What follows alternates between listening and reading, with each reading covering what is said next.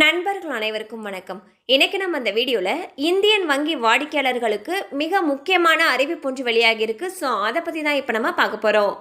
Fixed deposit முதலீடுகள் பணப்புழக்கம் உறுதியான வட்டி வருமானத்தை சீரான இடைவெளியில் வழங்குகின்றன.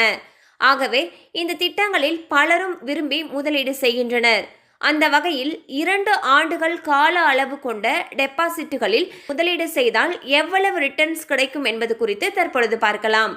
இந்தியன் வங்கியில் ஃபிக்ஸட் டெபாசிட் செய்கிறப்போ பார்த்தீங்கன்னா 2 வருட ஃபிக்ஸட் டெபாசிட்டுகளுக்கு 6.5% வரை வட்டி விகிதங்களை வழங்குகிறது.